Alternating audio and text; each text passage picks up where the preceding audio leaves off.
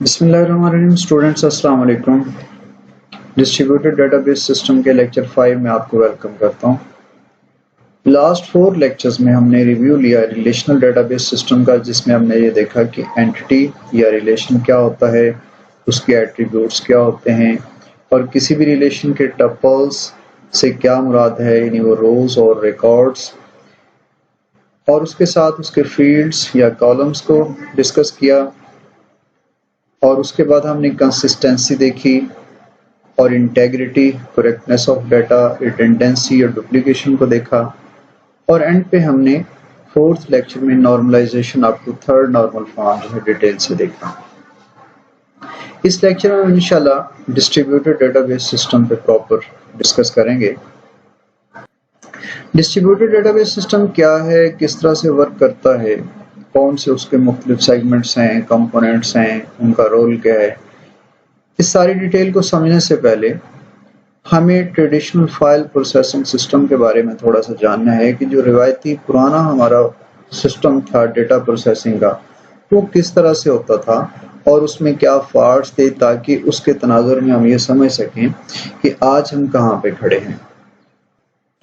ये तो students traditional file processing system में सिस्टम पे अलग अलग फाइल्स पड़ी होती थी, जैसे वर्ड की फाइल, एक्सेल फाइल या पेंट शॉप की कोई फाइल। अब उनको प्रोसेस करने के लिए, जिस तरह से एक्सेल की फाइल को प्रोसेस करने के लिए आपको ओनली एक्सेल का प्रोग्राम चाहिए, वर्ड की अगर कोई फाइल है तो उसको प्रोसेस करने के लिए ओनली वर्ड का प्रोग्राम चाहिए। अलग अलग प्रोग्राम्स होते थे हर फाइल को प्रोसेस करने के लिए। सो इस तरह से डेटा की डिपेंडेंस जो है वो प्रोग्राम पे थी, यानी प्रोग्राम ही, एक खास प्रोग्राम ही उस डेटा फाइल को ओपन कर सकता था, अदरवाइज में। सो एक तरह से ये प्रोग्राम डेटा डिपेंडेंस बन गई कि डेटा जो है तभी ओपन होगा जब मुतलका प्रोग्राम जो है उसको मिलेगा, अदरवाइज में। और ये प्रोसेसिंग सेंट्रलाइज्ड होती थी, यानी एक सिस्टम पे ये सारी फाइल्स पड़ी हुई हैं और उस पे ही प्रोसेसिंग हो रही है। इसमें एक ड्रॉबैक और था, वो ये कि अगर डेटा के अंदर कुछ चेंजेस होती हैं तो बहुत कॉस्टली पड़ती थी, अकॉर्डिंगली आपको उसको प्रोसेस करने वाला प्रोग्राम भी चेंज करना पड़ता था। और इनकंसिस्टेंसी थी, कंसिस्टेंसी का कॉन्सेप्ट में हमने पढ़ा कि मिसमैच नहीं होना चाहिए। अब एक स्टूडेंट का अगर डेटा पड़ा हुआ है, कोई स्टूडेंट मैनेजमेंट सिस्टम बना हुआ था ट्रेडिशनल फाइल प्रोसेसिंग सिस्टम में, तो इसमें स्टूडेंट की एडमिशन फाइल अलग बनती थी और उसकी फी की फाइल अलग बनती थी, रिजल्ट की फाइल अलग बनती थी। गोया उसके जितने भी उससे मुतल्लिका अवामिल थे उन सब के लिए अलग अलग फाइल बनती थी। अब एडमिशन के फाइल में अगर एक स्टूडेंट का नाम जो है अनीस ANEES के साथ लिखा हुआ है, तो मुमकिन है कि गलती से या सहवन अकाउंटेंट जो है अपनी फी वाले रिकॉर्ड में उसको ANIS अनीस लिख ले। या रियाज है, एडमिशन के फाइल में उसमें करेक्ट स्पेलिंग है RIAZ, बट फी वाले या रिजल्ट वाली फाइल में RIAAZ लिख ले। सो इस तरह से ये इनकंसिस्टेंसी पाई जाती थी ट्रेडिशनल फाइल प्रोसेसिंग सिस्टम में। और चूंकि कंसिस्टेंसी नहीं थी, इसलिए उस सिस्टम की इंटेग्रिटी जो है एवरी टाइम ऑन रिस्क थी, पुअर इंटेग्रिटी होती थी और डुप्लीकेशन बहुत ज्यादा थी।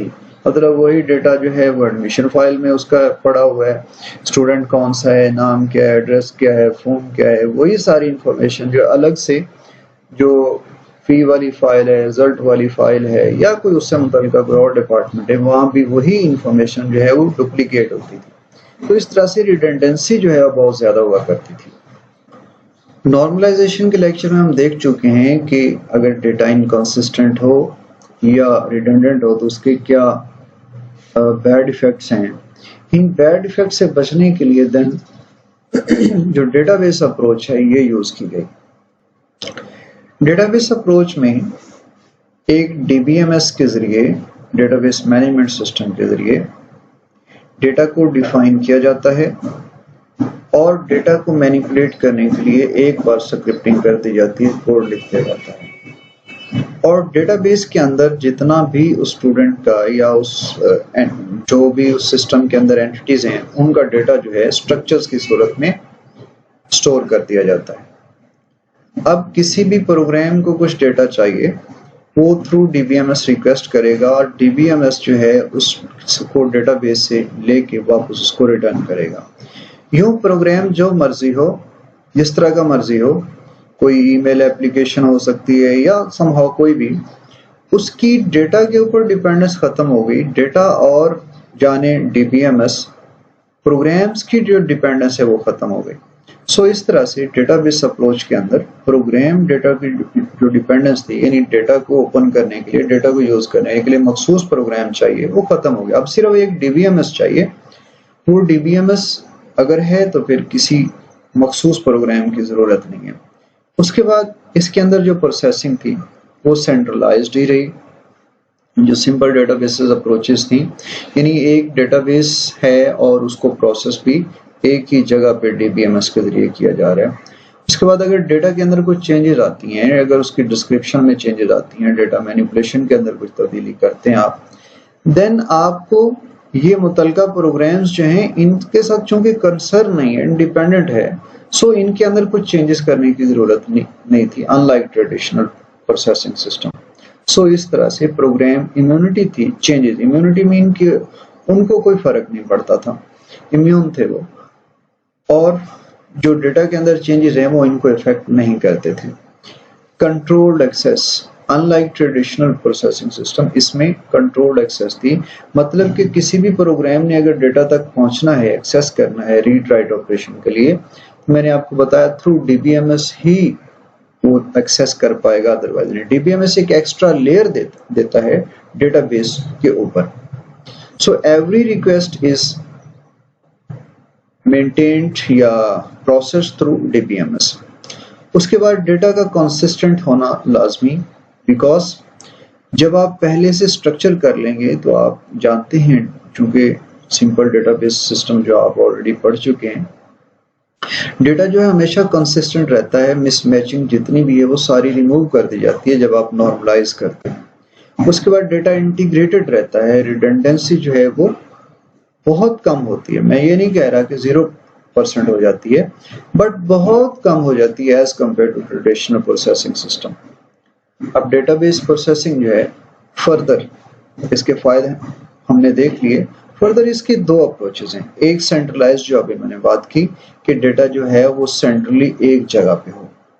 दूसरी अप्रोच जो है, इसके बाद जरूरत जैसे चेंज होती है, तकाजे चेंज हो जाते हैं, तो need is mother of invention. जैसे जैसे इदारे बड़े होते गए, मुख्तलिफ ऑर्गेनाइजेशन में बदलते गए, जैसे अब एक HBL है, अगर सिंपल एक ब्रांच के लिए कोई ऐप बनी है देन वो काफ़ी है उसके लिए, बट HBL की मल्टीपल ब्रांचेस डिफरेंट सिटीज़ में हैं। अब अगर HBL का जो मेन ओनर है वो उसको इकट्ठे एक ऐप के जरिए मैनेज करना चाहे, तो यकीनन ये जो सिंपल डेटाबेस अप्रोच थी ये इसके लिए नाकाफी होगी, बिकॉज ये सेंट्रलाइज्ड अप्रोच है। हो सकती है, बट इसको हम आगे डिटेल से देखते हैं किस तरह से। फिर इसके लिए एक नया सिस्टम मुतारफ करवाया गया जिसमें डेटा को डिस्ट्रीब्यूट कर दिया गया मुख्तलिफ साइट्स पे, मुख्तलिफ लोकेशंस पे। आइए हम इन दोनों अप्रोचेस को जरा डिटेल से देखते हैं। फर्स्ट अप्रोच में जितनी भी हमारी डेटाबेस प्रोसेसिंग है, डेटाबेस सिस्टम है, वो सेंट्रलाइज्ड किसी एक साइट पे है। ये सेंट्रलाइज्ड सिस्टम की बात हो रही है।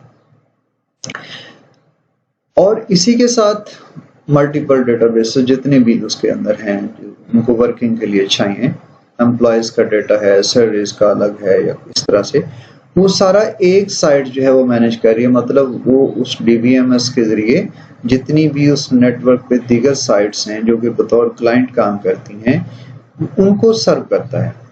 जिस किसी को डेटा चाहिए, सपोज एक HBL की ब्रांच जो है, हम टेलीनॉर की एग्जांपल ले लेते हैं। टेलीनॉर की जो साइट, जो एक ब्रांच है, सपोज इस्लामाबाद मेन ब्रांच है, वहां पे उसका सारा डेटा जो है मैनेज हो रहा है। अब दीपालपुर से किसी ब्रांच को कुछ डेटा चाहिए, किसी का कॉल रिकॉर्ड चाहिए, किसी का और डेटा चाहिए, वो उस सेंट्रली इस्लामाबाद वाली साइट को एक्सेस करेगी और उसको रिक्वेस्ट करेगी, वो उसको रिस्पॉन्स के तौर पे थ्रू नेटवर्क उस तक पहुंचेगा रिजल्ट। अब साइट 1 जो है, सपोज ये साहिवाल की ब्रांच है, साहिवाल से किसी को किसी का डेटा चाहिए तो वो इस्लामाबाद रिक्वेस्ट भेजेगा और ये अपनी डेटाबेस से, ये डीबीएमएस जो है अपने डेटाबेस से वो मुतलका रिजल्ट निकाल के थ्रू नेटवर्क वापस उस साइट 1 तक पहुंचाएगा। इसी तरह से आप दीगर साइट्स को गेस कर सकते हैं। सो एक तरह से अब जो मैंने मल्टीपल ब्रांचेस बताई, एचपीएल की या टेलीनॉर की या कोई भी और कंपनी जो ऑर्गेनाइजेशन है, मल्टीपल ब्रांचेस में डिवाइड है अलग अलग। सो एक अप्रोच सेंट्रलाइज्ड डेटाबेस की है जिससे वो मैनेज किया जा सकता है, बट इसमें प्रॉब्लम है। वो प्रॉब्लम क्या है? सेंट्रलाइज होने की वजह से ओवरलोडेड रहेगा सर्वर। जितनी भी रिक्वेस्ट आएंगी थ्रू, चूंकि सिंगल सर्वर ही उसको कर रहे हैं रिस्पॉन्स, सो जितनी भी रिक्वेस्ट होंगी एट अ टाइम, अगर मल्टीपल ब्रांचेस जो हैं वो एक्सेस करती हैं, जो कि रियल टाइम में हो रहा है, सो जितनी भी रिक्वेस्ट हैं वो एट अ टाइम उस सर्वर के पास पहुंचेगी, तो ओवरलोडेड रहेगा सर्वर। जितनी ज्यादा रिक्वेस्ट होंगी उतना ज्यादा लोड होगा। इसके बाद जो नेटवर्क ट्रैफिक है, यकीनन यहाँ इस नेटवर्क पे बहुत ज्यादा होगी और ये एक ऐसा चोकिंग पॉइंट भी बन सकता है, यानी यहाँ पे ट्रैफिक बहुत रश हो सकता है कि जाम भी हो सकता है और इस तरह के सिस्टम, इस तरह के मसाइल से दो चार होते हैं। तो आपने देखा कि सेंट्रलाइज्ड डेटाबेसेस में वो प्रोसेसिंग पॉसिबल है डेटाबेस सिस्टम में, लेकिन इश्यू ये है कि सर्वर ओवरलोड होने की वजह से उसका रिस्पांस डिले आएगा और उसकी जो एक परफॉर्मेंस है, जो कॉन्फिडेंस है यूजर्स का, वो लो होगा। वो डिस्करेज होंगे, वो देखते रहेंगे कि अभी मैंने रिक्वेस्ट भेजी, रिस्पांस आ रहा है, वेटिंग कंडीशन में रहेगी और इस तरह से वो एक डिससेटिस्फेक्शन जो है वो फैलेगी यूजर के दरमियान। और नेटवर्क ट्रैफिक जब ज्यादा होगी तो फिर उसको मैनेज करना भी एक अलग से इश्यू होगा। अब इन इश्यूज को रिजॉल्व करने के लिए जो एक नई अप्रोच मुतारफ करवाई गई वो थी डिस्ट्रीब्यूटेड डेटाबेस सिस्टम। आइए देखते हैं वो क्या है। डिस्ट्रीब्यूटेड डेटाबेस अपने नाम से ही जाहिर है, डिस्ट्रीब्यूटेड मतलब बिखरा हुआ, इंतशार का शिकार, टुकड़े टुकड़े हुआ। इसमें ये किया जाता है कि हमारी जो डेटाबेस सिस्टम जो सेंट्रल था उसको ब्रेक कर दिया जाता है मुख्तलिफ कंपोनेंट्स में। फर्ज करें साहिवाल का डेटा जो है वही जा रहा है इस्लामाबाद, तो एक अलग से कंपोनेंट बना दिया गया कि साहिवाल रीजन का जितना भी एरिया है, जिसमें दीपालपुर, ओकाड़ा, पाकपतन, साहिवाल 4 सिटीज आते हैं या और भी दीगर छोटे छोटे सिटीज हैं, इन सभी का डेटा जो है वो इस एक साइट पे हो, ये इसको मुकम्मल प्रोसेस करने की जिम्मेदार हो। जो भी साहिवाल से रीजन साहिवाल से मुतल्लिका रिक्वेस्ट है वो यहाँ पे आए। और ये एक रीजन बहावलपुर के लिए बना दिया गया और ये रीजन जो है चले लाहौर के लिए हो गया और ये किसी और रीजन गुजरांवाला या गुजरात के लिए हो गया। अब जितनी भी रिक्वेस्ट होंगी साहिवाल रीजन से मुतल्लिक, वो सारी की सारी चूंकि यहाँ डील होनी है, उसकी नेटवर्क ट्रैफिक जो है वो किसी और तरफ नहीं जानी, सिर्फ उसी हिस्से पर रहनी है। सो इस तरह से वो जो नेटवर्क ट्रैफिक थी एक तो वो कम हो जाएगी। सेकेंडली एक और ये होगा कि जो प्रोसेसिंग जो परफॉर्मेंस है वो बेहतर हो जाएगी। चूंकि अब डेटा महदूद है, मखसूस है, तो ये सारा डेटा अगर इकट्ठा होता तो हो सकता है मिलियंस ऑफ रिकॉर्ड बन जाते, बिलियंस ऑफ रिकॉर्ड भी बन सकते थे। लेकिन अब चूंकि उसका कोई पोर्शन यहाँ पे मौजूद है, कोई एक फ्रेगमेंट यहाँ पे मौजूद है, सो उसकी प्रोसेसिंग जो है वो कॉस्ट कम होगी, मतलब वो स्पीडी परफॉर्मेंस उसको देगी। इसी तरह से बाकी जो साइट्स हैं, हर साइट इंडिविजुअली काम करते हुए बहुत अच्छी परफॉर्मेंस देगी। सो इस तरह से जो सेंट्रलाइज्ड प्रोसेसिंग के जो इश्यूज थे, वो ओवरलोडेड सर्वर वाला वो भी खत्म हो गया कि लेस ओवरलोडेड होगा, कम हो जाएगा, वो बहुत कम ट्रैफिक होगी और नेटवर्क ट्रैफिक जो है वो भी कम होगी। थैंक यू सो मच, अपना ख्याल रखिएगा। अल्लाह हाफिज़।